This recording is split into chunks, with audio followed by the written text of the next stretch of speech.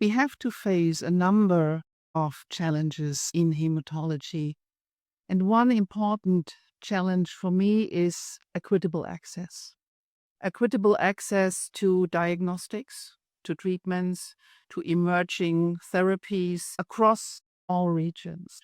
Another challenge is to create inclusiveness, to take care of underrepresented countries and to integrate them into research and clinical networks.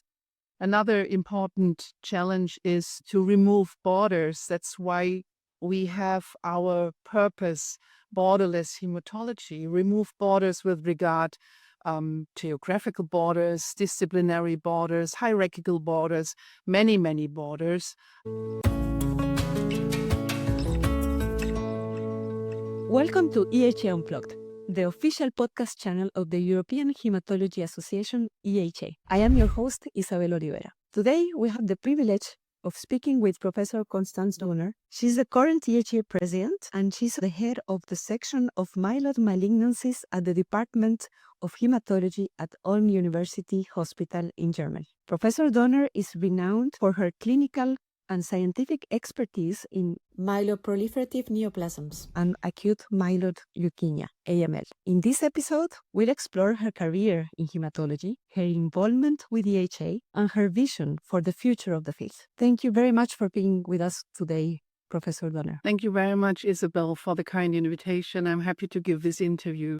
Professor Döhner, to start, we would like to understand your journey in hematology. What attracted you to hematology? So my journey started a while ago, and it started when I was at the late stage of medical school, in the last part of medical school, and I had to do a practical part in internal medicine. And internal medicine at this time, it was the hematology department at the University of Heidelberg. And I had no idea at this time what hematology means, because at medical school, hematology was only a very, very small part of our education. So I started my work there, and I was surprised by the heterogeneity of the different diseases I've never heard before, the opportunities we had at this time to treat patients. And I was fascinated by these blood diseases, I must say, because it was very practical. You need a microscope, you look at the blood smear or the bone marrow smear, and you learned a lot about the diseases. And I was also fascinated by the patients, because these patients are different. You stay with them for a very long time. You are with them during the whole treatment period, and you have a kind of relationship to them. And often they have to come back for the next treatment. Yeah, it was a very emotional experience for me. And I was attracted at this time by the heterogeneity of the different diseases and what we can do for the patients.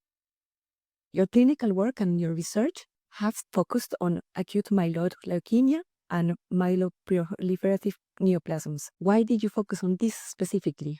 At this time, I started to focus on acute myeloid leukemia, a disease that is really an emergency in hematology, because people come to the clinic and they are really, really sick, and you have to react immediately. You have to make decisions immediately. And I was also fascinated because at this time in our department at the University Hospital in Heidelberg, there was a group of people. They were mainly interested in understanding the impact of genetic alterations in acute myeloid leukemia. And at this time, we had not really much knowledge about the impact of genetic alterations. We just knew that they play an important role for the disease, for disease biology, but also for outcome. And I had the chance to join a group quite early in the Department of Hematology and to start some very small research projects together with collaborators at other scientific institutes in Heidelberg.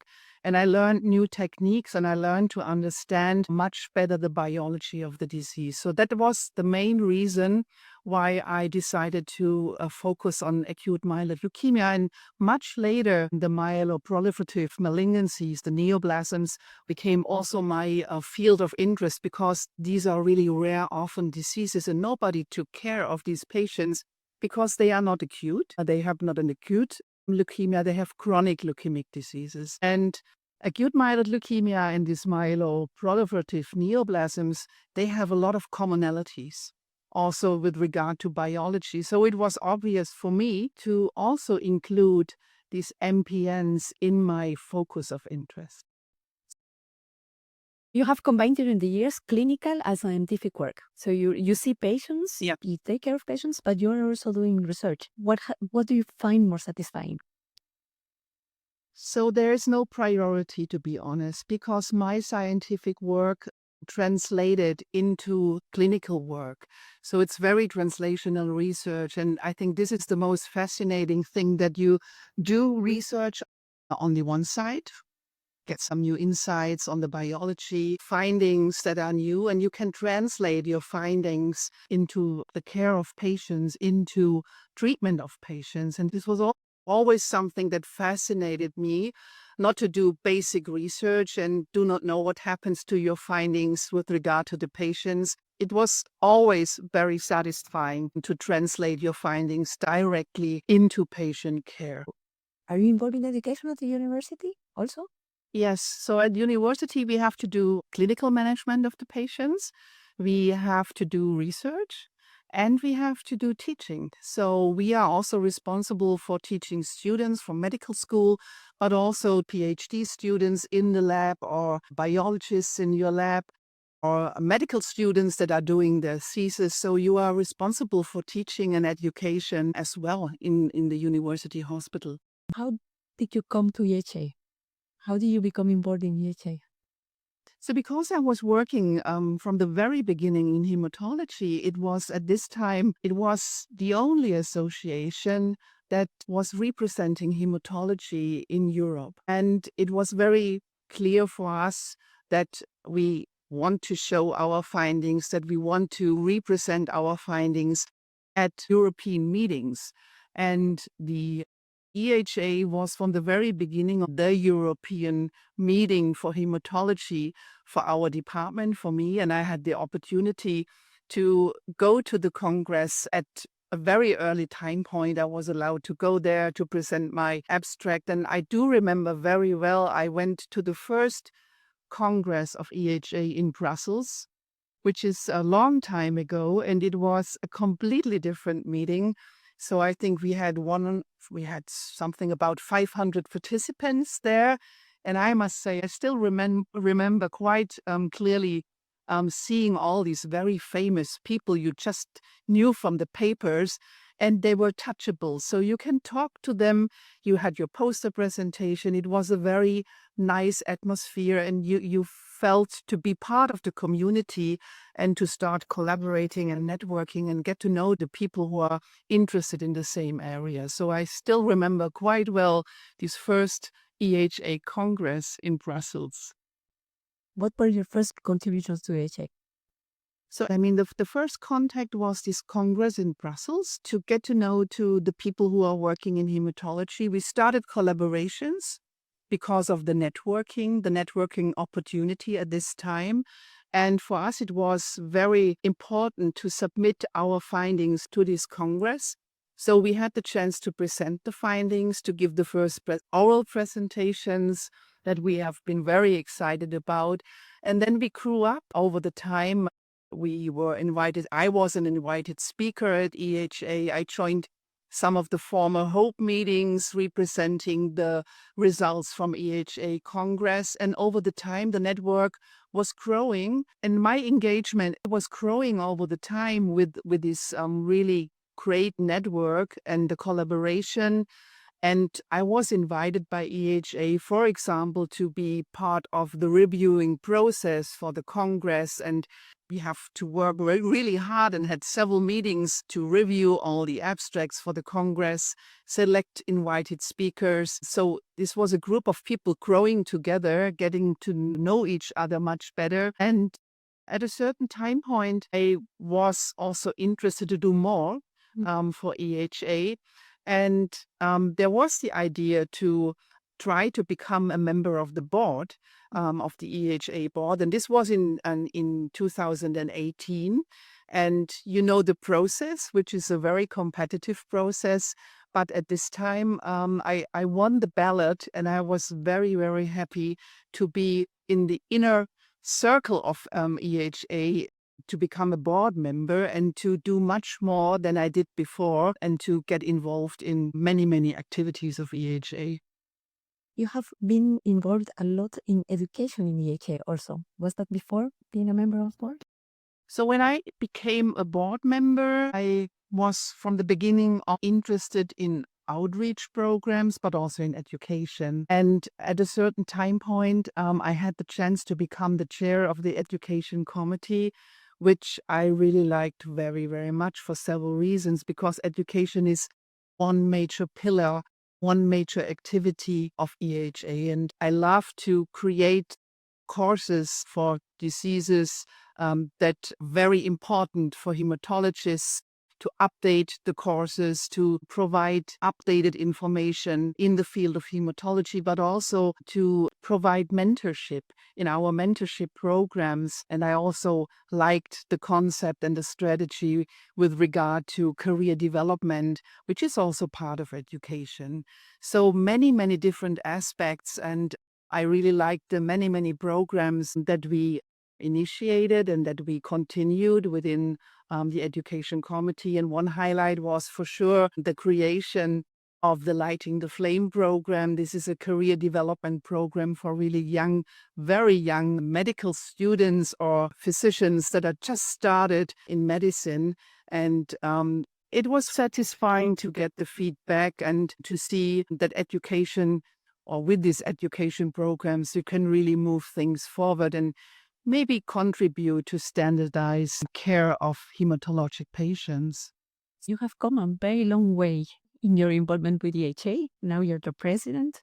As president of the EHA, what do you see as the most significant challenges and opportunities in hematology today? We have to face a number of challenges in hematology. And one important challenge for me is equitable access. Equitable access to diagnostics, to treatments, to emerging therapies across all regions. So this is one major challenge. Another challenge is to create inclusiveness, to take care of underrepresented countries and to integrate them into research and clinical networks. I think this is really very important. Another important challenge is to remove borders. That's why we have our purpose, borderless hematology, remove borders with regard geographical borders, disciplinary borders, hierarchical borders, many, many borders. I think this is another challenge we are working on. There are more challenges like supporting countries with fewer resources through our education programs and through training. What is the most unexpected lesson that you have learned in this period?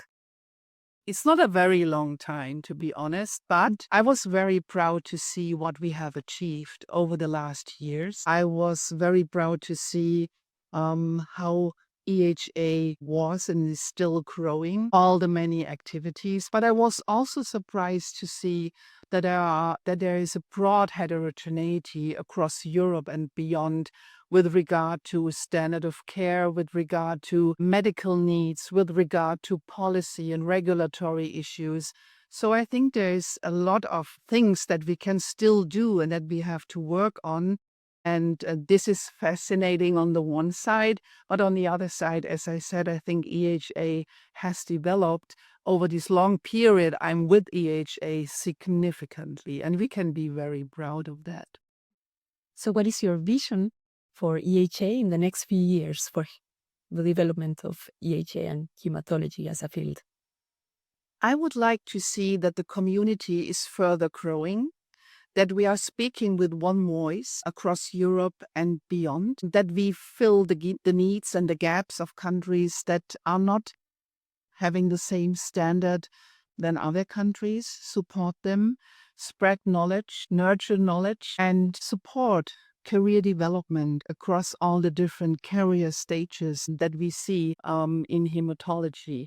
And there are many more aspects I think I would like to see over the next years. And these are aligned with our Agenda 2030, with our strategy very nicely.